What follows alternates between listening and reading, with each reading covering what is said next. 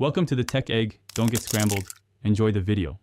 In this video, I will explain how to trade from Discord full guide. Begin by joining verified communities, reading pin trade rules, and introducing yourself politely. Next, create a separate wallet and fund it with only the amount you intend to trade. Always confirm exact terms in writing, request escrow when possible, and record usernames and timestamps for every step to protect yourself in disputes.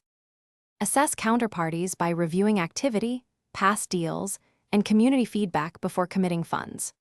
Request screenshots or transaction hashes that demonstrate legitimate ownership and avoid partners with limited history.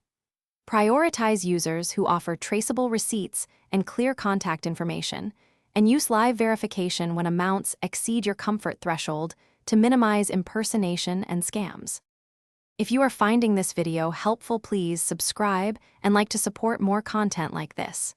Quick recommendation: make meal prep easy with leak-proof containers I use every week to stay organized during busy trade days.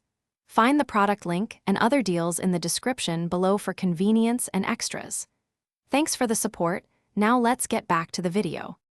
Follow a repeatable workflow. Propose terms in writing, agree on payment method, and confirm identities.